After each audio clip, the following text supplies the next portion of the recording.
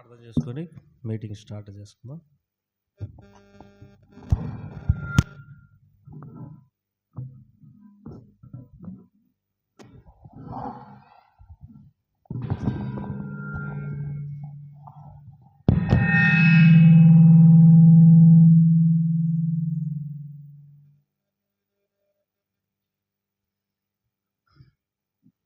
ప్రేమగల తండ్రి, దయగల ప్రభా, పరిశుద్ధమైన దేవ, నమ్మదగినటువంటి దేవ, సర్వాధికారి అయినటువంటి దేవ, మీకు ఎంతో వందనాలు స్తోత్రం చెల్లిస్తూ నేను స్తుతిస్తూ ఆరాధిస్తూ ఘనపరుస్తున్నాం.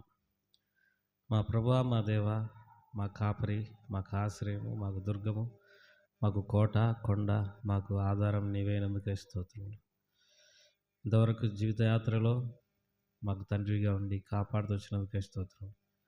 మమ్మల్ని ప్రేమించి మా పాప శాపములన్నింటినీ తీసివేయ నిమిత్తమై శిలువలో నీ పరిశుద్ధమైనటువంటి రక్తాన్ని మా కొరకై చిందించినందుకే స్తోత్రములు. మీరు శిలువలో చిందించిన ఆ పరిశుద్ధమైన రక్తంతో మా దోషములను అపరాధములను క్షమించినందుకై నీకెంతో వందనాలు స్తోత్రం చెల్లించుకుంటున్నాం. అంతేకాదు నీ సంతతిగా మమ్మల్ని స్వీకరించినావు. ఎందరైతే తనను అంగీకరించినారో వారందరికీ ఆయన కుమారుల ఒకటికై ఆయన అధికారం అనుగ్రహించినని సెలవిచ్చిన ప్రకారం ప్రభా, నిన్ను బట్టి మేము నీ పిల్లలంగా పిలువడానికి ఇచ్చిన కృప కొరకై స్తోత్రములు. నీకు రాజ్యముగా యాజక రూపకమైనటువంటి జనాంగంగా నీ రాజ్యానికి వారసులుగా మమ్మల్ని సిద్ధపరిచినందుకై స్తోత్రములు వందనాలు చెల్లించుకుంటున్నాం. మరి సాతాను బంధకముల నుండి మమ్మల్ని విడిపించినావు, చీకట్లో నుండి వెలుగులోనికి నడిపించినావు, నీ నామం పేరట పాపక్షమాపణ అనుగ్రహించినావు. సకల విధములైన పరసంబంధమైన ఆశీర్వాదాలు, భూ సంబంధమైనటువంటి ఆశీర్వాదములన్నిటిని బట్టి నేను స్తుతిస్తూ ఆరాధిస్తూ ఘనపరుస్తుంటున్నాం. సూర్యోదయం మొదలుకొని సూర్యాస్తమయం వరకు యెహోవా నామం స్తుతి నొందదగినదని నీ వాక్యంలో రాయబడినట్టు ప్రభా, ఉదయ సాయంత్రములలో నీ నామం కొనియాడదగినదైనందుకే స్తోత్రం చెల్లించుకుంటున్నాం. ఈ సమయంలో ప్రభా, మీరు ప్రేమించి మాకు ఇచ్చిన మందిరాన్ని బట్టి వందనాలు స్తోత్రములు. ఇక్కడ ఉన్నటువంటి నీ సంఘాన్ని బట్టి వందనాలు స్తోత్రములు. ప్రభా, మరి మీరు మమ్మల్ని ఆత్మీయంగా బలపరచు నిమిత్తమై నీ ఆవరణములలోనికి నీ స్వరం వినడానికి, నీ సన్నిధిని అనుభవించడానికి మీరు మాకు తీసుకొచ్చినందుకే స్తోత్రం చెల్లించుకుంటున్నాం. సమయం ఎంతో ఆశీర్వదకరంగా ఉంచండి. శత్రు కార్యములని లయించేయండి. మీ ఆత్మ నడిపింపు తెచ్చి నీ చిత్తంలో ఉన్నటువంటి బిడ్డలు నీ సన్నిధికి రావడానికి కూడా వారికి అనుకూలపరచండి, ప్రేరేపణ దయచేయండి. ఇట్లు నీ పనిని మీరు మహిమ తెచ్చుకోమని వేడుకుంటూ యేసు ప్రభువారి నామం పేరిట స్తుతించి ప్రార్థించండి వేడుకుంటున్నాం తండ్రి, ఆమేన్.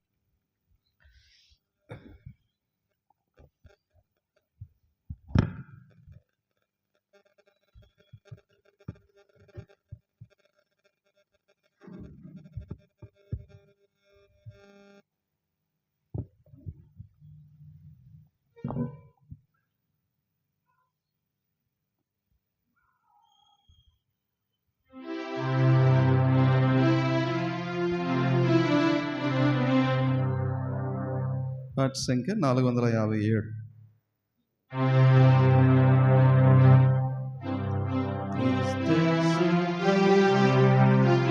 రక్తమిచ్చి కొన్నటి సంగమునా ఎవరు చేరెదరో వారే ధన్యులు, పరలోకమే వారిది. ఎవరు చేరెదరో వారే ధన్యులు, పరలోకమే వారిది. క్రీస్తు ప్రభువు తన రక్తమిచ్చి కొన్నటి సంఘమునా ఎవరు చేరెదరో వారే ధన్యులు, పరలోకమే వారిది. ఎవరు చేరెదరో వారే ధన్యులు, పరలోకమే వారిది. ప్రభుని వాక్యమును సంతోషముతో ఎవరు స్వీకరింతురో, ప్రభుని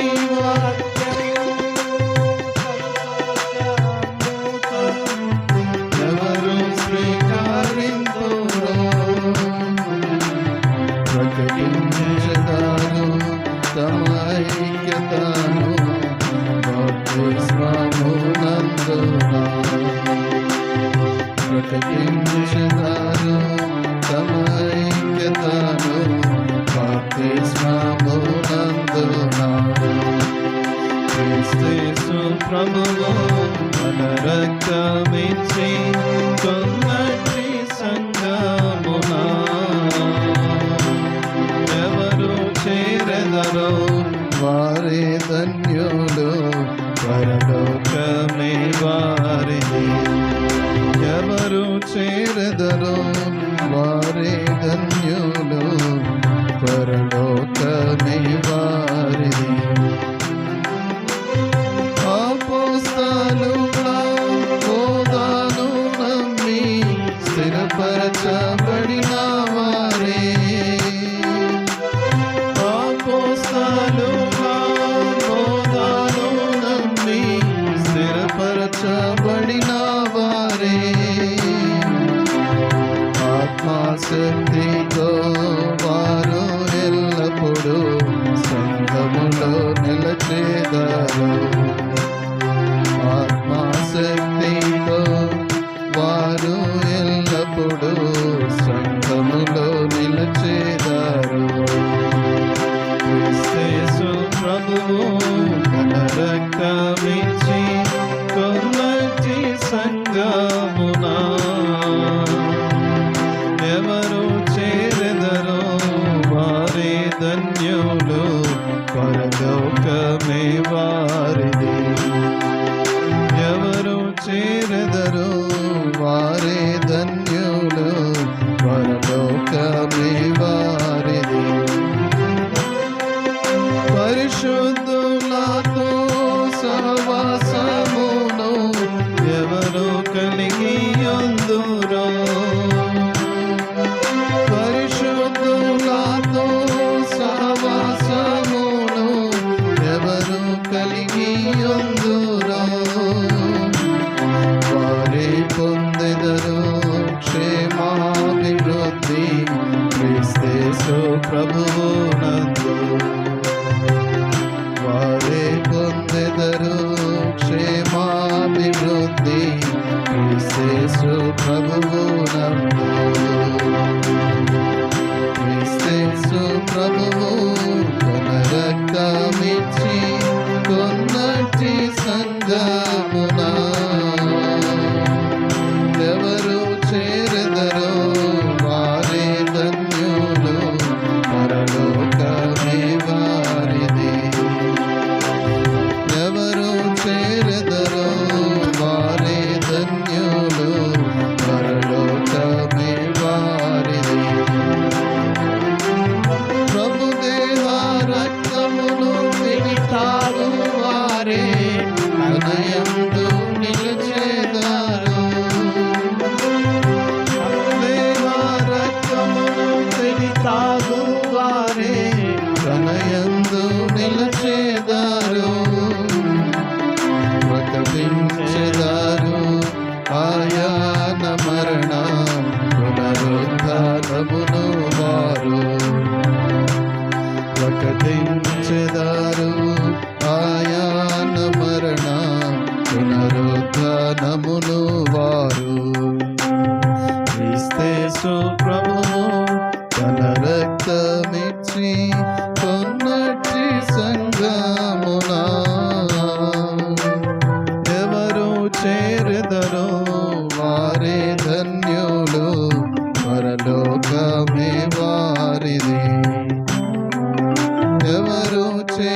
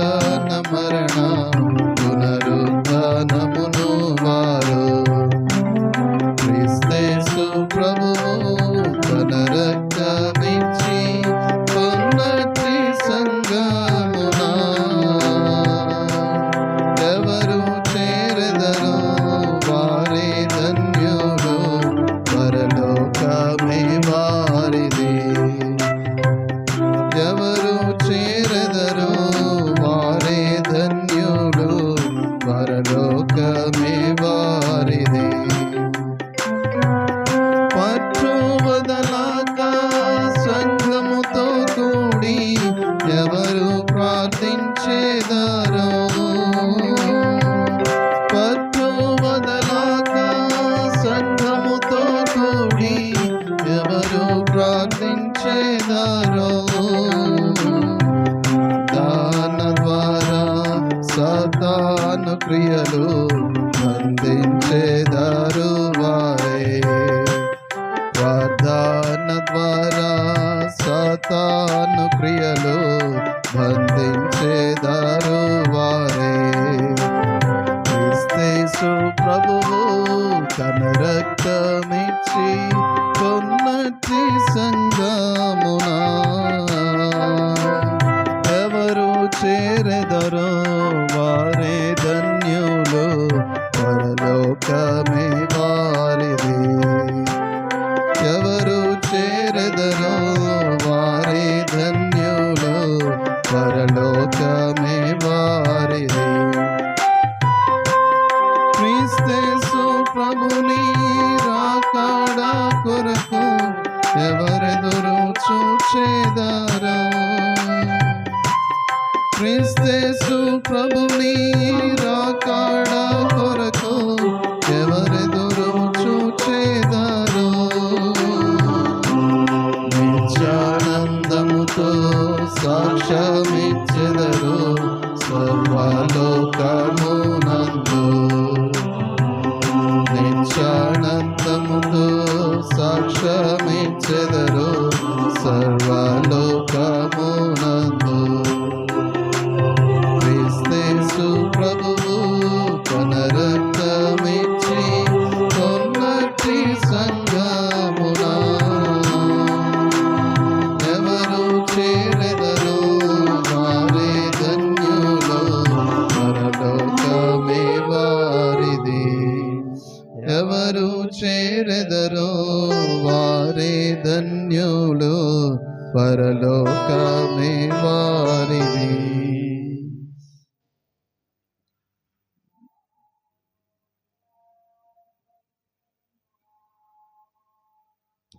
పాట సంఖ్య 642.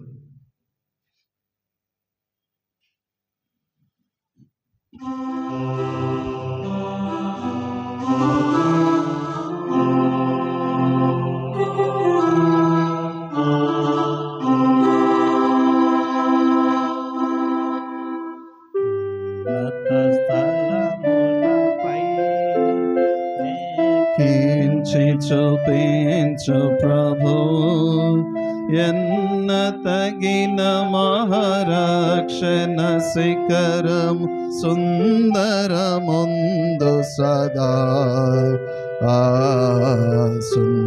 సుందరముందు సదా ఎన్న తగిన మహారక్షణ శిఖరము సుందరముందు సదా సుందరముందు సదా మరణము మృంగబడి ఘన విజయము ప్రాప్తమయే మరణము మృంగబడి ఘన విజయము ప్రాప్తమయే మరణపు ముల్లును విరచి జయంబు యేసు అనుగ్రహించే యేసు అనుగ్రహించే మరణపు ముల్లును విరచి జయంబును యేసు అనుగ్రహించే యేసు అనుగ్రహించన్ ఉన్నత స్థలములపై ఎక్కించి చూపించు ప్రభు ఎన్న తగిన మహారక్షణ శిఖరం సుందరముందు సదా సుందరముందు సదా ఎన్న తగిన మహారక్షణ శిఖరం సుందరముందు సదా సదా సుందరముందు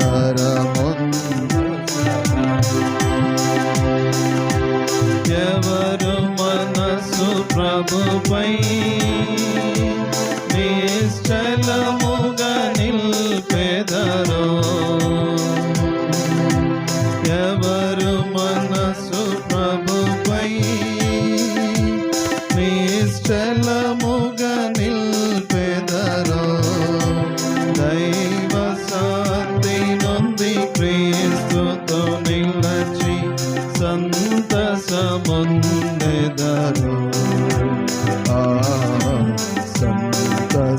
సంతసముందెదరు దైవ శాంతి నొంది క్రీస్తుతో నిలచి సంతసముందెదరు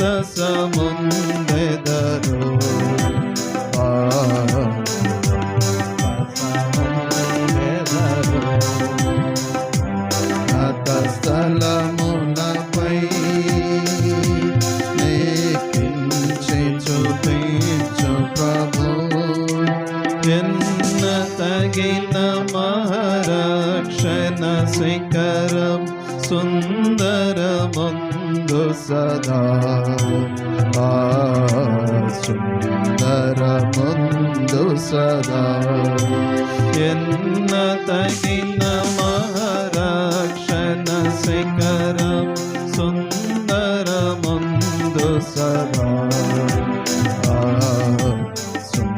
సుందరముందు సదా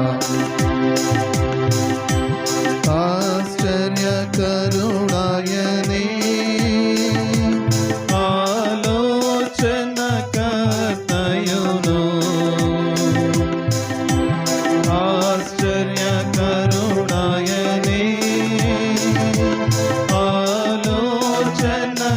ఆలోచనకర్తయును నిశ్చయముగా బహుబుద్ధి వివేకం నిచ్చినడు సదా నిచ్చినడు సదా నిశ్చయముగా బహుబుద్ధి వివేకం నిచ్చినడు సదా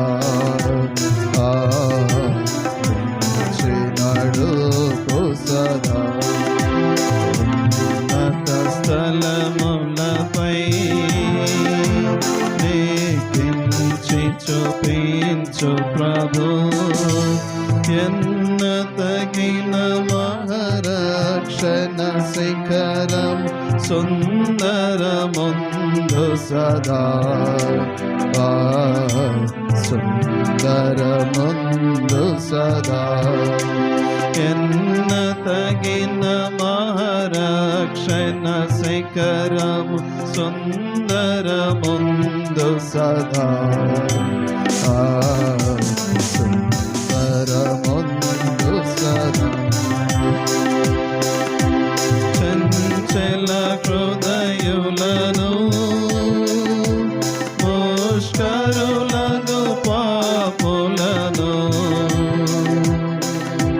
చంచల హృదయులను ముష్కరులకు పాపులను వంచనలేక వాక్యమునకు తల వంచి విధేయులగురు వంచి విధేయులగురు వంచనలేక వాక్యమునకు తల వంచి విధేయులగురు వంచి విధేయులగురు ఉన్నత స్థలములపై నేకించి చూపించు ప్రభు ఎన్న తగిన మహారక్షణ శిఖరం సుందరముందు సదా సుందరముందు సదా ఎన్న తగిన మహారక్షణ శిఖరం సుందర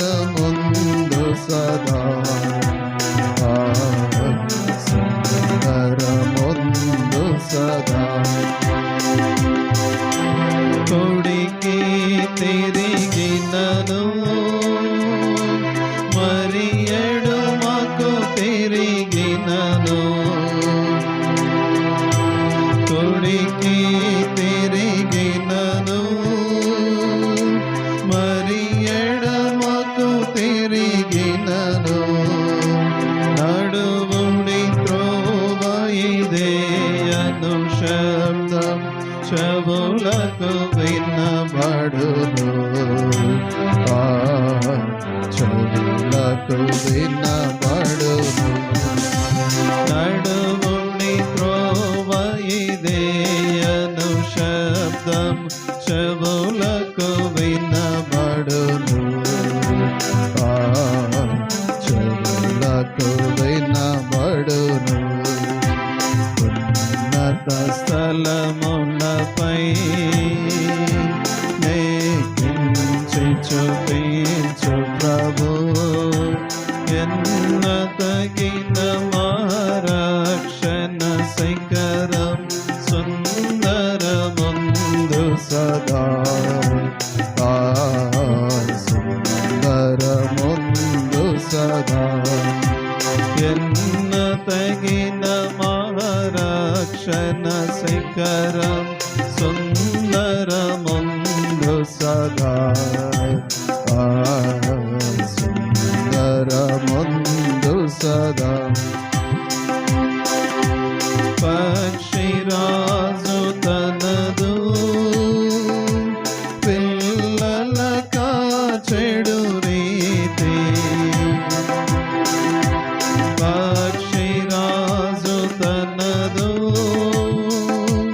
పిల్లల కాచెడు రీతి. రక్షణకర్త యెహోవా నిన్ను కాచి రక్షించు సదా. కాచి రక్షించు సదా. రక్షణకర్త యెహోవా నిన్ను కాచి రక్షించు సదా. కాచి రక్షించు సదా. ఉన్నత స్థలములపై నేకించి చూపించు ప్రభు ఎన్నతగిన రక్షణ శిఖరం సుందరముందు సదా. సుందరముందు సదా ఎన్నతగిన రక్షణ శిఖరము సుందరముందు సదా. సుందరముందు సదా. సుందరమగురాజున్ నీ కనులతో చూచెదవు. సుందరమగురాజున్ నీ కనులతో చూచెదవు. అందమైన పరలోక రాజ్యం ప్రభలుత చూచెదవు. ప్రభలుత చూచెదవు. అందమైన పరలోక రాజ్యము ప్రభలుట చూచెదవు. ప్రభలుట చూచెదవు. ఉన్నత స్థలములపై నేకించి చూపించు ప్రభు ఎన్నతగిన రక్షణ శిఖరం సుందరముందు సదా. సుందరముందు సదా ఎన్నతగిన రక్షణ శిఖరం సుందరముందు సదా. సుందరముందు సదా.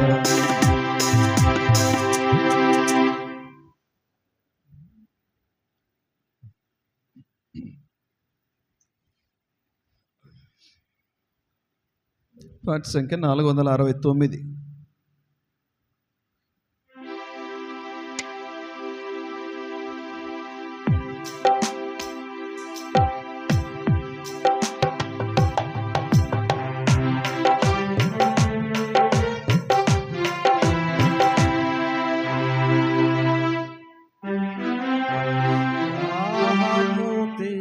సుమయా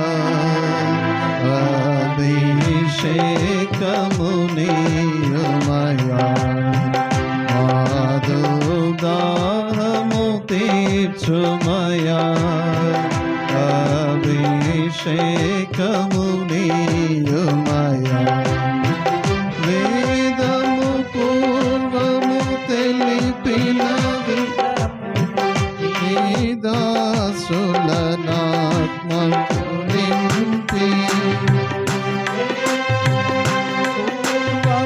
తెలిపిన విధమున నీ దాసులనాత్మతో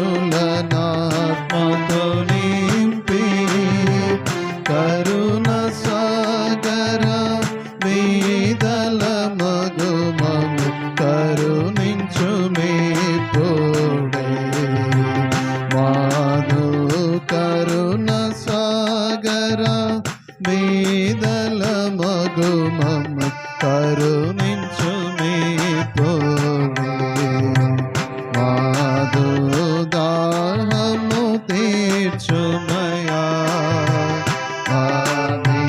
అభిషేకము నీయుమయా మాధు దాహము తీర్చుమయా అభిషేకము నీయుమయా శత్రువు చేత సహించరాని కష్టములెన్నో కలిగినను శత్రువు చేత సహించరాని కష్టములెన్నో కలిగినను దేవా నీదు కృప బలముచే నవిరత జయమాకు మాకు దేవా నీదు కృప బలముచే నవిరత జయమాకు మాకు దాహము తీర్చుమయా అభిషేకము నీయుమయా మాకు దాహము తీర్చుమయా అభిషేకము నీయుమయా వేదపు సారము బోధించునట్టి బోధకుడా పరిశుద్ధాత్ముడా వేదపు సారము బోధించునట్టి బోధకుడా పరిశుద్ధాత్ముడా పాద శరణము వేడినట్లయినా పరిశుద్ధులయ్యెదము మేము పాద శరణము వేడినట్లయినా పరిశుద్ధులయ్యెదము మాధు దాహము తీర్చుమయా అభిషేకము నీయుమయా మాధు దాహము తీర్చుమయా అభిషేకము నీయుమయా శుద్ధ జీవితము పరిశుద్ధ సేవై శుద్ధునికి హితమగు కానుకలు శుద్ధ జీవితము పరిశుద్ధ సేవై శుద్ధునికి హితమగు కానుకలు పరిశుద్ధ చిత్త ప్రకారము దయను ఫలమును చూచెదము మేము పరిశుద్ధ చిత్త ప్రకారం దయనందు ఫలమును చూచెదము మాధు దాహము తీర్చుమయా అభిషేకము నీయుమయా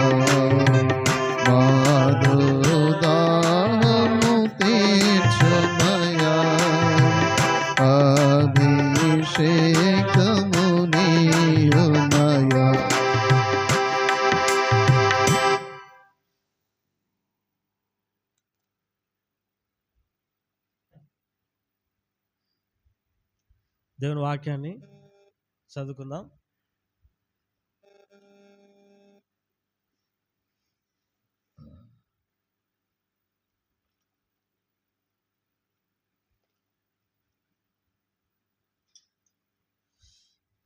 దేవుని వాక్యంలో ఉండి యోనా గ్రంథం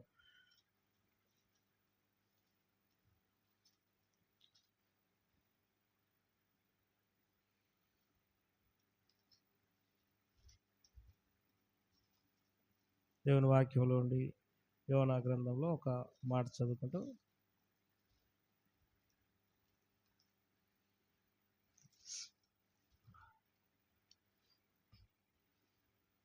పేజీ సంఖ్య 762.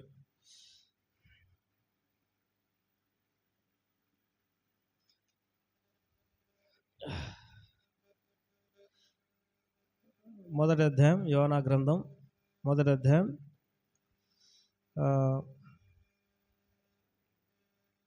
7, 8, 9, 10 వచనాలు అందరం కలిసి చదువుకుంటాం. 7 నుండి 8, 9, 10 వచనాలు అందరం కలిసి చదువుకుంటాం. అంతలో ఓడవారు ఎవరిని బట్టి ఇంత కీడు మనకు సంభవించినదని తెలియజేయటకై మనం చీట్లు వేద్దాం రండని ఒకరితో ఒకరు చెప్పుకొని చీట్లు వేయగా చీటి యోనా మీదకి వచ్చెను. కాబట్టి వారు అతన్ని చూసి, ఎవరిని బట్టి ఈ కీడు మాకు సంభవించనో, నీ వ్యాపారం ఏమిటో, నువ్వు ఎక్కడి నుండి వచ్చితో, నీ దేశం ఏదో, నీ జన్మం ఏదో, ఈ సంగతి ఎంతో మాకు తెలియజెప్పమనగా అతడు వారితో ఇట్లా, నేను హెబ్రీయుడను, సముద్రమునకు భూమికి సృష్టికర్త అయిన ఆకాశమందు దేవుడైన యెహోవా యందు నేను భయభక్తులు గలవాడనైనాను. తాను యెహోవా సన్నిధిలో ఉండి పారిపోచున్నట్టు అతడు ఆ మనుషులకు తెలియజేసి ఉండేను గనక వారి సంగతి తెలియజేసుకొని మరింత భయపడి ప్రార్థన చేసుకుంటాం ప్రభు సాయం కొరకై.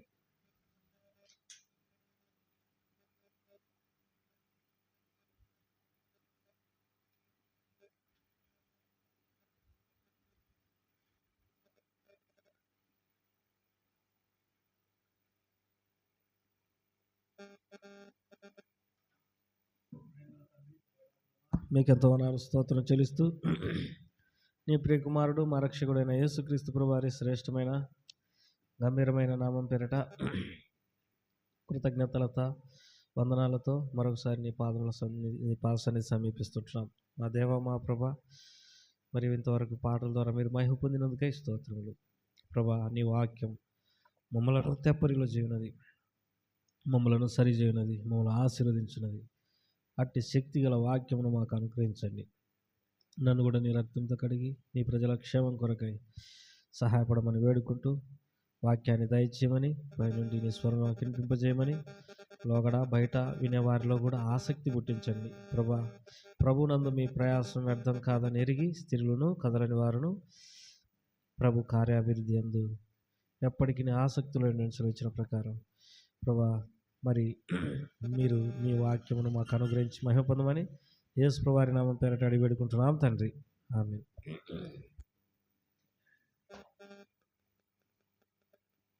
చదువుకున్న ఈ వాక్య భాగాన్ని ప్రభువారు మన కొరకై దీవించునుగాక. మరి యోనా గ్రంథంలో మొత్తం 4 అధ్యాయాలు ఉంటాయి. 4 chapters are in the book of Jonah. యోనా గ్రంథంలో మరి 4 అధ్యాయాలు ఉంటాయి. మొదటి అధ్యాయంలో మరి తన అవిధేయత, యోనా యొక్క అవిధేయత కనపడుతుంది. ఎంతగా దేవునికి అవిధేయుడైనాడు అనే సంగతి మొదటి అధ్యాయంలో కనపడుతుంది. ఆ తర్వాత 2వ అధ్యాయంలో శాప కడుపులో నుండి అతడు చేసిన ప్రార్థన మరి మనం గుర్తు చేసుకోవచ్చు. 3వ అధ్యాయంలో మరి అతడు ప్రకటించిన సువార్త గురించి మనం తెలుసుకోవచ్చు. 4వ అధ్యాయంలో అతనికి ఆత్మల విషయమై భారము పట్టింపు లేదన్న సంగతి, నశించిపోయేటటువంటి వారి విషయమై భారము పట్టింపు ఆసక్తి లేదు, అందరూ నశించిపోవాలని కోరుకునేటటువంటి వ్యక్తే అన్న సంగతులు మనం ఇక్కడ చూద్దాం. మొత్తం 4 అధ్యాయాలే. అయితే ఇందులో మనము ఎన్నో విషయాలు గమనించాల్సినటువంటి వారమైంటున్నాం. ఇక్కడ దేవుని వాక్కు ఎవరికి ప్రత్యక్షమైందంటే అమిత్తై కుమారుడైన యోనాకు ప్రత్యక్షమై ఇలాగు సెలవిచ్చును. యోనా అంటే అర్థము పావురము. యోనా అంటే అర్థం పావురం. పావురము దేనికి గుర్తు? పావురం వలె నిష్కప్టులను, పాము వలె వివేకులను అయ్యుండు అని దేవుని వాక్యంలో రాయబడింది. నిష్కపటమైనటువంటి వ్యక్తిత్వానికి గుర్తు పావురం. అంటే మనం ఏమనుకోవచ్చు, ఈ యోనా అనేటటువంటి వ్యక్తి చాలా నిష్కపటముగా ఉండు వాడు అని అనుకోవచ్చు. కానీ దానికి భిన్నంగా తన హృదయంలో చాలా విషయాలు ఉన్నాయి. పావురం పరిశుద్ధాత్మకు గుర్తు. మరి ఇట్లా పావురం గురించి మంచి ఉద్దేశమే మనం సౌండ్ లేదా నేను సౌండ్ పెంచుతాను.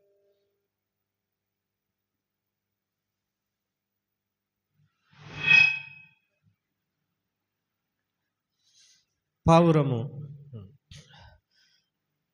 నిష్కపటమైనటువంటి వ్యక్తిత్వానికి గుర్తుగా ఉంది. అయితే దేవుడి వాక్కు అతనికి ప్రత్యక్షమై ఏం చేసినాడంటే, నినేవే పట్టణస్థుల దోషము నా దృష్టికి ఘోరమైన గనక నీవు లేచి నినేవే మహాపట్టణమునకు పోయి దానికి దుర్గతి కలుగునని ప్రకటించుము. కాబట్టి దానికి దుర్గతి కలుగుతుంది, మీకు నష్టం వస్తుంది, మీరు పాపం చేస్తుంటున్నారు అని ప్రకటించమని దేవుడు నినేవే పట్టణస్థులకు చెప్పమని యోనాకు చెప్పినాడు. అయితే యోనా ఏం చేసిండంటే 3వ వచనంలో, అయితే యెహోవా సన్నిధిలో నుండి తర్షీసు పట్టణమునకు పారిపోవాలనని యోనా యొప్పెకుపోయి తర్షీసునకు ఒక ఓడను చూసి ప్రయాణమునకు కేవు ఇచ్చి యెహోవా సన్నిధిలో నిలవక ఓడ వారితో కూడి తర్షీసునకు పోవుటకు ఓడ ఎక్కెను. ఇప్పుడు నినేవే పట్టణానికి పొమ్మన్నాడు, సువార్త చేయమన్నాడు నినేవే పట్టణంలో. అయితే ఈయన తర్షీసుకు పొమ్మన్నాడు. తర్షీసు దేనికి ప్రసిద్ధి అంటే వ్యాపారానికి ప్రసిద్ధి అని నేను యెషయా గ్రంథంలో వచ్చిన గుర్తులేదు. వ్యాపారం జరుగుతుంది బాగా తర్షీసు ఓడలు. కాబట్టి ఇక్కడ సేవ కంటే యోనాకు దేని మీద ఆసక్తి ఉంది అని మనం భావించవచ్చు. 23వ అధ్యాయం యెషయా గ్రంథం 23వ అధ్యాయం వచ్చినమన్నా మొదటి నుండి 23వ అధ్యాయం. తూరును గుర్చిన దేవోక్తి. తర్షీసు ఓడలారా అంగలార్చుడి, తూరు పాడైపోయిన, ఇట్లైనను లేదు, ప్రవేశ మార్గమైనను లేదు. కిత్తీయుల దేశం నుండి ఆ సంగతి వారికి వెల్లడి చేయబడెను. తర్వాత ఇంకొన్ని వచనాలలో మాట చదువుకుంటాం. సముద్ర తీరవాసులారా అంగలార్చుడి, సముద్రం దాడుచుండు సీదోను వర్తకులు తమ సరుకులతో నిన్ను నింపిరి. కాబట్టి 6వ వచనంలో, తర్షీసునకు వెళ్ళుడి, సముద్ర తీరవాసులారా అంగలార్చుడి, నీకు సంతోషం కలగజేసిన పట్టణం ఏదనగా ప్రాచీన కాలం నుండిన పట్టణం ఇదేనా, పరదేశ నివాసం చేయుటకు దూర ప్రయాణం చేసినది ఇదేనా, దాని వర్తకులు రాజకుమారులు, దాని వ్యాపారులు భూనివాసులలో ఘనులు, కిరీటములనిచ్చు తూరుకు ఇలాగు చేయ నెవడు ఉద్దేశించును. తర్వాత 10వ వచనం, తర్షీసు కుమారి నీ దేశమునకు నడికట్టు లేకపోయాను. తర్వాత 14వ వచనం, తర్షీసు ఓడలారా అంగలార్చుడి, మీ దుర్గము పాడైపోయాను. అంటే మరి దేవుడు సువార్త చేయమని చెప్పిండు. ఈయనకైతే ఏదో ఒక పని చేసుకోవాలి అనేటటువంటి ఉద్దేశంతో కలిగి ఉన్నాడు. పేతురు కూడా మరి ఆ చేపల రాశిని చూసినప్పుడు ఒక మాట అన్నాడు, పాపినైనా నన్ను విడిచిపెట్టమన్నాడు. అంటే ఆయన మహిమను చూసినప్పుడు తన పాపం గుర్తుకొచ్చింది. అప్పుడు యేసుప్రభువారు అన్నాడు, ఏమన్నాడంటే, ఇప్పటి నుండి నువ్వు మనుషుల పట్టు జాలరివేదు అని రాయడు. ప్రభువారు తన సేవ కొరకై ఈ యోనాను పంపుతున్నప్పుడు దానికి భిన్నంగా తన పని చేసుకోవడానికి బయలుదేరుతా ఉన్నాడు. ఇదే సంగతి మనము యోహాను సువార్త 21వ అధ్యాయంలో చూడగలం. అక్కడ మొత్తం 7 మంది శిష్యులు చేపలు పట్టుకోవడానికి పోయినారు. యేసుప్రభువు వారు చనిపోయి పునరుత్థానుడైన తర్వాత వాళ్లకు దేవుడు నియమించిన పని ఏమిటంటే, మీరు మనుషుల పట్టు జాలరులు, సర్వలోకమునకు వెళ్ళి సర్వ సృష్టికి సువార్త ప్రకటించుడి. సువార్త ప్రకటించేటటువంటి ఆ గొప్ప ఆధిక్యత దేవదూతలకు లేనటువంటి ఆధిక్యత మానవులకు ఇచ్చినాడు. ఈ పనిని ఎంత ఘనంగా ఎంచుకోవాల్సి ఉంది. దేవుని వాక్యంలో యెషయా గ్రంథంలో ఏ మాట ఉంది? సువార్త ప్రకటించు వారి పాదములు పర్వతముల మీద ఎంతో సుందరములైనవి. ఇదిగో నీ దేవుడు ఏలుచున్నాడని సువార్త ప్రకటించు వారి పాదములు, సమాధాన సువార్త ప్రకటించు వారి పాదములు ఎంతో సుందరములైనవి. కాబట్టి దేవుడు ఉన్నాడు, సృష్టికర్త అయినటువంటి దేవుడు ఉన్నాడు అని చెప్పే భాగ్యము, దేవుడు ఏడుచున్నాడు అనేటటువంటి భాగ్యము మరి యోనాకు అప్పచెప్పబడింది, అక్కడ శిశువులకు అప్పచెప్పబడింది. అయితే వారు ఏం చేసినారని అంటే చేపలు పట్టుకోపోయినారు. ఈయన ఏం చేసినాడని అంటే తర్షీసు పోయినాడు. దేని కొరకంటే తన పని కొరకు పోయినాడు. ఏదో ఒక పని చేసుకొని బతకడం అవసరం. It is very important to have any work for live. జీవించడానికి ఏదో ఒక పని చేసుకోవడం, బతకడం కోసం ఏదో ఒక పని చేసుకోవడం అవసరమని తర్షీసుకు పోయినాడు. అంటే తన మైండ్ ఎక్స్పెండ్ చేయలేదు, అంటే విశాలపరచబడలేదు. అంటే దేవుని వాక్యంలో రాయబడింది, మీరు ఏమి తిందుమా, ఏమి ధరించుకుందుమా, ఏమి కట్టుకుందుమా అని చింతింపకుడి, ఇవన్నీ కావాలనని మీ పరలోకపు తండ్రికి తెలియను. అన్నీ కావాలని తెలుసు. అయితే ఈ పెద్ద శోధన జయించడము అనుభవం లేనటువంటి వ్యక్తులకు కష్టమే. ఎందుకంటే దాని ద్వారా వచ్చినటువంటి వ్యక్తులైతే ప్రభువు నేర్పించిన విధానంలో మరి ఉన్నటువంటి వారు దాన్ని జయించగలరు, ఎట్లా బతుకుతాము అనేది. కానీ అందరూ భయపడతారు కూడా, ఎక్కువ మంది. ఇది మనం ఎవరిని తప్పు పట్టుకోవడానికి లేదు. ఎందుకంటే జయించగలిగినటువంటి వ్యక్తులు పస్తులు పండుకొని దేవుని కృపను చూస్తూ వచ్చినారు. సాధు సుందర్ సింగ్ను టిబెట్లోనో నేపాల్లో కొట్టి ఊరి బయట చెట్టుకు కట్టేసిపోయిండ్రు. ఆకలి అవుతుంది, కొట్టి రక్తం కారుతుంది, ఊరి బయట చెట్టుకు కట్టేసిపోయిండ్రు ఆ ఊరు వాళ్ళు. అప్పుడు సాతాను వచ్చి బాగా ఆకలి అవుతుంది, సాధు సుందర్ సింగ్ నీకెంత దౌర్భాగ్యం పట్టింది, నువ్వు ఎంత దరిద్రం పట్టింది నీకు. చూడు, ఒకప్పుడు నువ్వు ఇంట్లో ఉన్నప్పుడు ఎంతో సౌఖ్యంగా ఉండేవాడివి కదా, మంచి ఆహారం తినేవాడివి కదా, ఇప్పుడు నీకు అన్నం కూడా లేదు చూడు అని అన్నప్పుడు సాధు సుందర్ సింగ్ ఒక మాట అన్నాడు, సాతాను పో, అంతకుముందు సమాధానం లేదు, నాకు నెమ్మది లేదు, అన్నీ ఉన్నా, ఇప్పుడు నేను పస్తున్నా, ఆకలి ఉన్నా కానీ ఎంతో ఆనందంగా ఉంది అని. దేవుని వాక్యంలో ఒక మాట రాయబడింది, దేవుని రాజ్యం భోజనమును పానమును కాదు కానీ పరిశుద్ధాత్మ యందలి ఆనందమునై ఉన్నది. మొదటగా ఈ వ్యక్తి దేవుని సేవను ఇంత నిర్లక్ష్యం చేయడానికి గల కారణం ఏంటంటే, వాన బతుకుట ఎట్లు అనే విషయాన్ని దేవుని నుండి నేర్చుకోలేకపోయి దాని విషయంలో శోధించబడి ఏదో ఒక పనికి పోయినాడు అనేది నా అభిప్రాయం.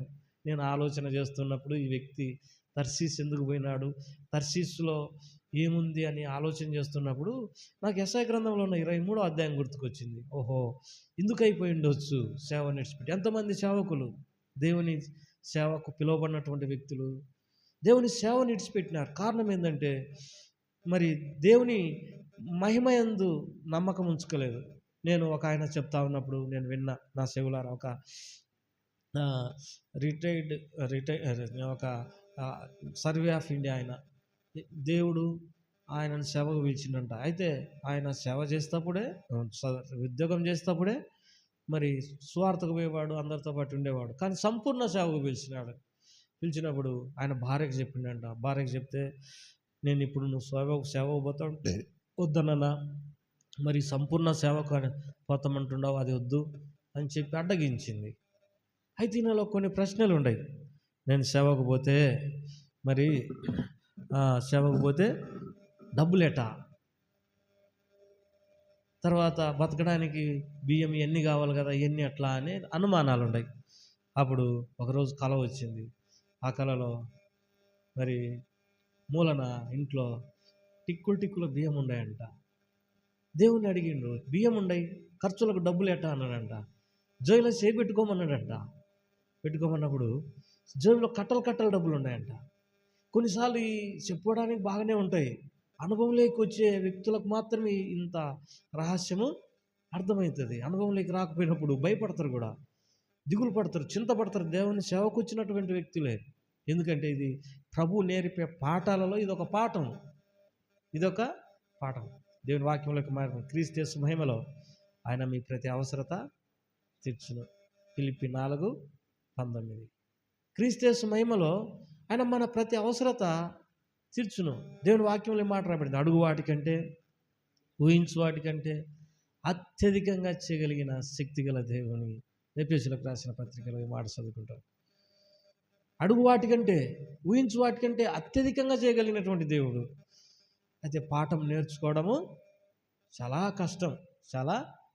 ఎంతోమంది దిగులు పడే వ్యక్తులు మేము చూస్తూ ఉంటాం. సేవకు వచ్చిన తర్వాత కూడా భోజనం విషయంలో, కుటుంబాల విషయంలో, పిల్లల ఫీజుల విషయంలో, తర్వాత రకరకాల అవసరత విషయంలో అధైర్యపడి ముఖంలో సంతోషం లేనటువంటి వారుగా ఉన్నారు. కారణం ఏంటంటే ఆ పాఠము దేవుని ద్వారా నేర్చుకోలేక పోవడమే. కాబట్టి మరి ఆయన ఏమన్నాడంటే ఆయన దేవుని సేవకు రాలేదు. ఆయన ఏమన్నాడంటే దౌర్భాగ్యుడన అయిపోయినాను, పిలుపుకు లోబడలేదు, దేవుని పిలుపుకు లోబడలేదు అని అన్నాడు. ఇప్పుడు యోనా కూడా తర్షీసుకు పోతా ఉన్నాడు. నినేవేకు పొమ్మంటే నినేవేకు పోయి స్వార్థ ప్రకటించమని చెప్పిండు. దానికి దుర్గతి పట్టునని తెలుపమని చెప్పిండు. కాబట్టి దానికి బదులుగా మరి ఆయన తర్షీసుకు పోతా ఉన్నాడు. దేవుని ప్రజలమైన మనము అంటే ఎవరికైతే దేవుని పిలుపు అందబడిందో వారు విశ్వాసముతో దేవుని వద్దకు వచ్చినప్పుడు దేవుడు ఎవరికి తక్కువ చేయవాడు కాడు. ఇప్పుడు ఆయనను బట్టి ఓడలో ఏమైపోయిందంటే తుఫాను వచ్చింది. భక్సింగ్ గారిని వాళ్ళ తండ్రి ఏమన్నాడంటే ఈ దేశానికి వచ్చినప్పుడు, నాయన మరి నీ తమ్ముళ్ళు ఉండరు, అప్పటికే ఆయనకు చెల్లెళ్ళు ఉండరు, వాళ్ళకి పెళ్ళిళ్ళు అయ్యేంత వరకు అన్న నువ్వు ఏదన్నా ఉద్యోగం చేయకూడదా అని అన్నప్పుడు ఆయన అన్నాడు, నేను వారి కొరకు ప్రార్థన చేస్తాను, నేను అట్లా రావడం ద్వారా నష్టం వస్తుంది అని అన్నాడు. నేను వారి కొరకు. తర్వాత ఒక పుస్తకంలో రాసిండు, నా ప్రార్థనను బట్టి మా కుటుంబంలో ఉన్న వారిని దేవుడు అత్యధికంగా ఆశీర్వదించినాడు అని అన్నాడు. కాబట్టి ఒక స్థలంలో ఉండాల్సినటువంటి వ్యక్తులు, ఒక పనిలో ఉండాల్సినటువంటి వ్యక్తులు ఇంకొక పనిలో ఉన్న కారణాన్ని బట్టి అటువైపు వ్యక్తులకు కూడా కలవరము, నష్టము, ఎంతో మరి నష్టం వాటిల్లేదిగా ఉంది. ఈ వ్యక్తి వలన ఓడ సరుకులు సముద్రంలో పడేయాల్సి వచ్చింది. వారికి ఏం అర్థం కావటం లేదు. ఈయననేమో దర్జాగా పోయి మరి నిద్రపోతా ఉన్నాడు. అప్పుడు ఆ వ్యక్తి వచ్చిండు, ఓయ్ నిద్రపోతా, నీకేం వచ్చింది, లేచి నీ దేవునికి ప్రార్థన చెయ్యి అని అన్నాడు. కాబట్టి ప్రేమైనటువంటి వారులారా, అంతటితో తుఫాను ఆగిపోలే. ఎవరి వలన ఈ తుఫాను వచ్చిందో సీట్లు వేస్తా అని అనుకుంటే యోనా మీదకి వచ్చింది. దేవుడు చూపించిండు, ఈ వ్యక్తి ద్వారానే మీకు తుఫాను వచ్చింది అని. అప్పుడు వాళ్ళు అడిగిండు, నువ్వెవరు, ఎందుకు ఇట్లా జరిగింది మాకు అని అంటే ఆయన అన్నాడు, సృష్టికర్త అయిన దేవుని సేవకుని, నేను హెబ్రీయుడను. నేను ఎవరిని? హెబ్రీయుడను. యెహోవా సన్నిధి నుండి పారిపోతున్నానని అన్నాడు. ఎక్కడి నుండి పారిపోతా ఉన్నాడు అంటే దేవుని సన్నిధానంలో నిలబడుకోకుండా పారిపోతాను. నన్ను బట్టి గొప్ప తుఫాను వచ్చింది, నన్ను మీరు సముద్రంలో పడేస్తే మరి ఏమైపోద్దంటే ఈ తుఫాను ఆగిపోతుంది అని అన్నాడు. వారికి ఏమీ అర్థం కాలేదు. ప్రియమైనటువంటి వారులారా, మరి వ్యక్తి యొక్క అవిధేయత అనేకులకు నష్టాన్ని తీసుకొని వచ్చేదిగా ఉంది. ఒకరికి నష్టం కాదు, వారి సరుకులు, వారి ప్రాణాలకు ముప్పు, వారి జీవితంలో కలవరం వచ్చింది. దీనికి అంతటికి మరి యోనా యొక్క మరి అవిధేయత, యోనా యొక్క అవిధేయత అనేది దేవుడు ఎంత మాత్రము ఇష్టపడడు. మనము ఆయన చెప్పినట్టు చేయడం ద్వారా ఆయన మహిమపరచబడతాడు. ఆయన చెప్పినట్టు చేయడం ద్వారా ఆయన మహిమపరచబడతాడు. కాబట్టి మొదటి అధ్యాయంలో మనం ఏం చూడవచ్చు అంటే యోనా అవిధేయుడు. యోనా ఎవరు? అవిధేయుడు. మరి వాళ్ళు ఏం చేయలేక ఎత్తి సముద్రంలో వేసినారు. అయితే ప్రార్థన చేస్తూ ఉన్నాడు అక్కడ. అవిధేయుడైనప్పటికీ తన జీవితంలో ఏముంది? ప్రార్థన చేసే అనుభవం ఉంది. 2వ అధ్యాయంలో మాట చదువుకుంటాం. నేను ఉపద్రవంలో ఉండి యెహోవాకు మనవి చేయగా ఆయన నాకు ప్రత్యుత్తరం ఇచ్చెను. పాతాళ గర్భంలో ఉండి నేను కేకలు వేయగా నువ్వు నా ప్రార్థన అంగీకరించినావు. ఎంత దయగలిగినటువంటి దేవుడో చూడండి. తప్పిపోతున్నప్పటికీ తన ప్రార్థన అంగీకరించినాడు. అయితే ఎందుకు ఆ వ్యక్తి తప్పిపోతా ఉన్నాడంట?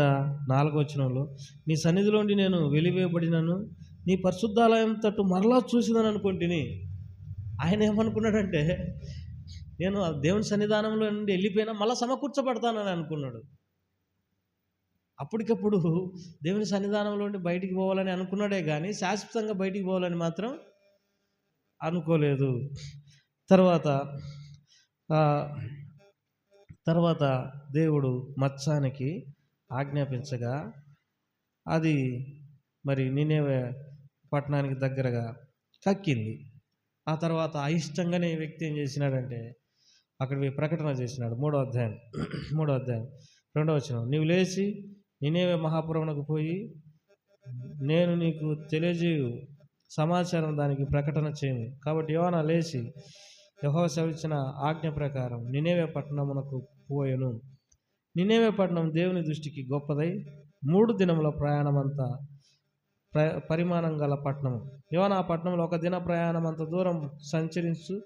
ఇక 40 దినములకు నినేవే పట్టణం నాశనమగునని ప్రకటన చేయగా నినేవే పట్టణం వారు దేవుని యందు విశ్వాసం ఉంచి ఉపవాస దినం చాటించు గనులేమి అల్పులేమి అందరూ దోనెపట్ట కట్టుకొనిరి. ఆ సంగతి నినేవే రాజునకు వినబడినప్పుడు అతడును తన సింహాసనం మీద నుండి దిగి తన రాజవస్త్రములు తీసివేసి గోనెపట్ట కట్టుకొని బూడిదతో కూర్చునేను.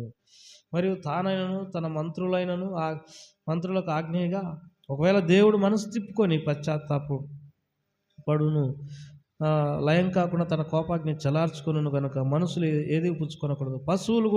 పశువులు కానీ ఎద్దులు కానీ గొర్రెలు కానీ మేత మేయకూడదు, నీళ్లు తాకూడదు. అందరూ ఎంత దీనులై ఎంత భయపడినారు, తెలియక పాపం చేసినారు.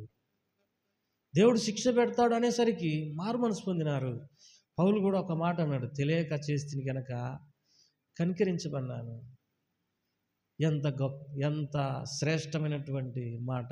తెలియక చేసిన దేవుడు తెలియలే, ఆయన అంత గొప్ప దేవుడు, ఆయనే నిజమైనటువంటి దేవుడు అని తెలియక చేసిన తప్పు. తెలియక చేస్తుంది కనుక కనికరించమన్నాను. మనం తెలియక చేసినప్పుడు మన ప్రభువారు ఎలాంటి వాడు అంటే ఆ తప్పులను ఏం చేసేవాడు? కనికరించేవాడు. ఇప్పుడు గొర్రెలు పశువులు అన్నీ మేత తినలేదు, నీళ్ళు తాగలేదు. రాజు గోనెపట్ట కట్టుకున్నాడు, బూడిదలో కూర్చున్నాడు. మంత్రులు, ప్రజలందరూ పశ్చాత్తాపడతా ఉన్నారు. దేవుడు ఇటువంటి పశ్చాత్తాపాన్ని మానవులలో చూడగోరుతా ఉన్నాడు. 1 రోజు ప్రయాణమే చేసింది, ఇంకా 3 రోజులు ఉంది, కానీ అందరికీ తెలిసిపోయింది తొందరగా మనకు శిక్ష వస్తుందంట. ఇంకా 40 దినాలలో మనం మారు మనసు పొందుదాం, ఒకవేళ దేవుడు కనికరం చూపుతాడేమో అని చెప్పి పశ్చాత్తాపన్నారు. దేవుడు ఇలాంటి పశ్చాత్తాపాన్ని మానవుల నుండి ఏం చేస్తా ఉన్నాడు? కోరుకుంటున్నాడు. స్త్రీలు, పురుషులు, పిల్లలు, పెద్దలు అందరూ ఉపవాసం ఉండి అయ్యో క్షమించు, అయ్యో మేము పాపులం, అయ్యో మేము నీకు అవిధేయులమని పశ్చాత్తాపడినారు. ఎక్కడ పశ్చాత్తాపడతారో దేవుడు వారిని కనికరిస్తాడు. ఎందుకంటే విరిగి నలిగిన హృదయంలో అలక్ష్యము చేయు. దైవ చిత్తానుసారమైనటువంటి దుఃఖము రక్షణార్థమైనటువంటి మారు మనసును పుట్టించును. ఇంత గొప్ప రాజు ఆయన ఎంతో గర్వంతో ఉండాల్సింది, కానీ ఆ వార్త వినేసరికి తగ్గించుకున్నాడు. మంత్రులు, పిల్లలు, పెద్దలు, స్త్రీలు, పురుషులు అదంతా చూసి దేవుడు తన చేయదలిచిన కీడు చేయక మానిండు. అయితే ఈయన బయట కూర్చొని ఎప్పుడు ఇల్లు నాశనం అయిపోతారా అని చూస్తూ ఉన్నాడు. ఎవరంటే యోనా. ఈ బైబిల్లో ఒక మాట రాయబడింది, యోబు గ్రంథంలో రాయబడింది, జనులు తమ స్థానం నుండి కొట్టివేయబడు దినములు రావాలని కోరికొద్దు. మన కోపం వచ్చినప్పుడు ఎప్పుడు చచ్చిపోతారా అనుకుంటాం. అయితే దేవుని వాక్యం ఏమంటుందంటే జనులు తమ స్థానం నుండి కొట్టివేయబడు దినములు రావాలని కోరుకోవద్దు. కాబట్టి అట్లా మనము కోరుకునే మనసు మనలో ఉండకూడదు. ఎందుకనంటే వాళ్ళు దేవుని స్వరూపంలో ఉన్నారు. ఒకవేళ మనసు మార్చుకుంటే వాళ్ళని దేవుడు కనికరిస్తాడు. వాళ్ళు మారు మనసు పొందడానికి మనం ఏం చేయాలి? ప్రార్థన చేయాలి. ఈ వ్యక్తికి బుద్ధి చెప్పాలని ఒక చెరచొట్టును మల్పించినాడు. ఆ వ్యక్తికి బట్టతల ఉంది, అది నీడ ఇచ్చింది. ఒక పురుగు వచ్చి దాన్ని కొరికినప్పుడు అది ఎండిపోయింది. బాగా ఇసికిపోతున్నాడు. ఏం దేవానా నువ్వు ఇసికిపోవడం అది కరెక్టేనా అంటే నిజమే కరెక్టే అని అంటాడు. ఆ మాట చదువుకుంటాం, ముగించుకుందాం. 4వ అధ్యాయం 4వ వచనం. అందుకు యెహోవా నీవు కోపించుట న్యాయమా అని అడిగాను. అప్పుడు యోనా ఆ పట్టణంలో నుండి పోయి దాని తూర్పు తట్టున బస చేసి అచ్చట పందిలి ఒకటి వేసుకొని పట్టణమున ఏం సంభవించునో చూస్తానని ఆ నీడను కూర్చుని ఉండగా దేవుడైన యెహోవా సొర చెట్టు ఒకటి ఏర్పరిచి అతనికి కలిగిన శ్రమ అంతా పోగొట్టుకై అది పెరిగి యోనా తలకు పైగా నీడ ఇచ్చినట్లు చేశాను. ఆ సొర చెట్టు చూసి యోనా బహు సంతోషించను. మరుసటి ఉదయం మందు దేవుడు ఒక పురుగును ఏర్పరచగా అది ఆ చెట్టును తొలిచినందున చెట్టు వాడిపోయాను. మరియు ఎండకాయగా దేవుడు వేడిమి గల తూర్పుగాలిని రప్పించాను.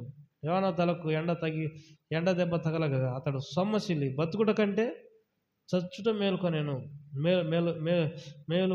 మేలు అనుకొనేను. అప్పుడు దేవుడు ఈ సొర చెట్టును గురించి నువ్వు కోపించుట న్యాయమా అని యోనాను అడగగా యోనా ప్రాణం పోగునంతగా కోపించుట న్యాయమే. నేను అందుకు యెహోవా నువ్వు కష్టపడకుండా పెంచకుండా ఒక రాత్రిలోనే పుట్టి పెరిగి ఒక రాత్రిలోనే వాడిపోయిన ఈ సొర చెట్టు విషయంలో నువ్వు విచారపడుచున్నావే. అయితే 120,000 మంది కంటే ఎక్కువై కుడి ఎడమలు ఎరగని జనమును బహు పశువులను గల నినేవ మహాపురం విషయంలో నేను విచారపడవద్దా అని యోనాతో సెలవిచ్చాను. యోనా నాటలేదు, దాన్ని పెంచలేదు, అది ఎండిపోయినందుకు అంత బాధపడతా ఉన్నాడు. 120,000 మంది కుడి తెలియదు ఎడమ తెలియదు అంటే వాళ్ళ అమాయకులు, తెలియక తప్పు చేసినారు. ధర్మశాస్త్రం వచ్చిన తర్వాత పాపం మనకు ఎట్టిదో తెలిసింది కాబట్టి ఇది తప్పని వాళ్ళకు చెప్పిన వ్యక్తులు లేరు. లేకపోవడాన్ని బట్టి వాళ్ళు ఏం చేసినారు? తప్పులు చేసినారు. ఇప్పుడు తప్పని తెలిసినప్పుడు పశ్చాత్తాపన్నారు. అందుకే దేవుడు ఏమంటాడంటే వారికి కుడి ఎడమ తెలియదు. కుడి అంటే ఏదో తెలియదు, ఎడమ అంటే కూడా ఏదో తెలియదు, మంచి చెడ్డలు తెలియదు. అలాంటి వ్యక్తులు చనిపోతే, ఎందుకంటే దేవుడే ఒక వ్యక్తికి వర్షం అనుగ్రహించేవాడు, ఊపిరిని అనుగ్రహించేవాడు, జీవమును అనుగ్రహించేవాడు, సమస్తమును అనుగ్రహించేవాడు, సాకేవాడు. ఒక వ్యక్తి చెట్టు వలె నరక వేయబడుతుంటే దేవుడు చూసి ఆనందించేవాడు కాడు. అందుకే నరహత్య చేయవద్దు అని దేవుని వాక్యంలో రాయబడింది. ఎందుకనంటే పెంచింది ఎవరంటే దేవుడే. ఆ పెంచి వాళ్ళు ఒకవేళ తప్పులు ఒప్పులు అవన్నీ ఆయనకు సంబంధించిన విషయాలు, ఆయన వారితో మాట్లాడింటే అవిధేయులైతే దేవుడే చూసుకుంటాడు. అవి మనకు సంబంధించిన వ్యక్తులు కావు, మన విషయాలు కావు. ఒక వ్యక్తి మరి చెట్టు వలె నరికివేయబడ్డం అనేది ఆయనకు ఎంత మాత్రము ఇష్టము లేదు. అందుకే మనం ఎన్ని అపాయాలు తప్పించుకొని బతుకుతున్నామో, ఎన్ని కష్టాలను దేవుడు ఏం చేస్తున్నాడు అంటే మనల్ని కాపాడుతూ ఉన్నాడు, మనల్ని పెంచుతూ ఉన్నాడు. అందుకే నేను పిల్లలను పెంచి పెద్దవారినిగా చేసినాను. పెంచేది ఆయన, పెద్దవారిగా చేసేది కూడా ఆయన. లాస్ట్ వరకు నేను మిమ్మల్ని ఎత్తుకుంటాను అన్నాడు. ముదిమినొచ్చు వరకు ఎత్తుకునేవాడని నేనే. తల్లి గర్భంలో పుట్టినది మొదలుకొని నా చేత భరింపబడినటువంటి వారులారా, వారు ఎవరైనా సరే వారు తీర్పు అనేది వారికి కలిగిన వాతావరణం, కొన్నిసార్లు మనస్సాక్షి ఉంటుంది, మనస్సాక్షిని బట్టి వారిని తీర్పు తీరుస్తాడు. కొన్నిసార్లు ధర్మశాస్త్రం ఉంటుంది, ధర్మశాస్త్రాన్ని బట్టి తీర్పు తీరుస్తాడు. కొన్నిసార్లు దేవుని మందిరంలో ఉన్న వాక్యాన్ని బట్టి వాళ్ళను తీర్పు తీర్చడము, ఆయా విధాలను బట్టి దేవుడు తీర్పు తీరుస్తాడు. కాబట్టి మరి దేవుని వాక్యంలో రాయబడినట్టు ఇంతమంది నశించిపోవాలనే కోరుకుంటా ఉన్నాడు ఈ వ్యక్తి. ఎవరనంటే యోనా. కాబట్టి నశించిన దానిని వెతికి రక్షించుటకు మనుష్య కుమారుడు ఈ లోకానికి వచ్చినాడు. నశించిపోయినారు ఏ విషయాలలో అంటే రకరకాలుగా ఆరోగ్యం లేక, ఆహారం లేక, దయ్యాలు బట్టి, రోగాలు బట్టి, తర్వాత శ్రమలు, కలవరాలతో నశించిపోయినారు. అటువంటి వ్యక్తులను రక్షించడానికి వచ్చినాను నేను, బాగు చేయడానికి వచ్చినాను. ఈ వ్యక్తి పని వారందరూ బాగుపడితే చాలా అనుకాల్చింది, దానికి భిన్నంగా నశించిపోవాలని కోరుకున్న వ్యక్తిగా ఉన్నాడు. అందుకే 4 అధ్యాయాలతోనే తన జీవితం ముగిసిపోయింది. ఎక్కువ దేవుడు వాడుకోలేకపోయినాడు. ఇప్పుడు మోషేను చూస్తే ఆదికాండం, నిర్గమకాండం, సంఖ్యాకాండం, లేవ్యకాండం, ద్వితీయోపదేశకాండం, ఈ 5 కాండాలు ధర్మశాస్త్రాన్ని తీసుకురాగలిగినాడు దేవుడు ఆ వ్యక్తి ద్వారా, మోషే ద్వారా. ఈ వ్యక్తి ద్వారా ఏం తీసుకురాగలిగిందంటే ఏమీ చేయలేకపోయినాడు. కాకపోతే సువార్త ప్రకటింపజేసి వాళ్ళని కాపాడగలిగినాడు. అవిధేయత ద్వారా దేవుని చేత సరిగా వాడబడలేక కొద్ది సేవను మాత్రమే మిగిల్చుకున్నాడు. కొద్ది సేవ మిగిల్చుకున్నాడు యోనా. కాబట్టి యోనా వలె కాక మనము విధేయులమై ప్రభువుకు ముందుకు సాగడానికి ప్రభు కృపను అనుగ్రహించిన ప్రార్థన చేసుకుంటాం.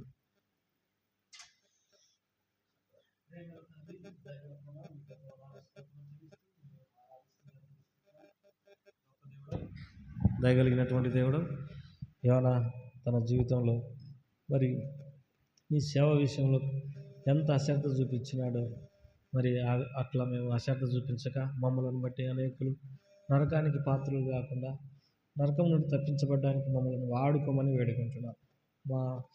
మా పరిధిలో మేము సేవ చేయడానికి సహాయపడుతున్నాము. ఓ ప్రభా, మరి గ్రామాలు, పట్టణాలు అన్నింటిలో అన్ని దేశాల విషయమై పట్టింపు కలగడానికి సహాయం చేయండి. మరి వచ్చిన బిడ్డలందరినీ కూడా దీవించండి, సంఘాన్ని ఆశీర్వదించండి. ఈ సెలవు తీసుకుని వెళ్తున్నాం, తోడుగునండి. యేసు వారి నామపేట స్తుతించి ప్రార్థించడం వేడుకుంటున్నాం తండ్రి. మన తండ్రి అయిన దేవుని కృప, ఆయన కుమారుడైనటువంటి యేసుక్రీస్తు వారి ప్రేమ, పరిశుద్ధాత్మని కానీ సావాసం మనందరికీ ఇప్పుడు సదాకాలం తోడేను గాక. Praise the lord.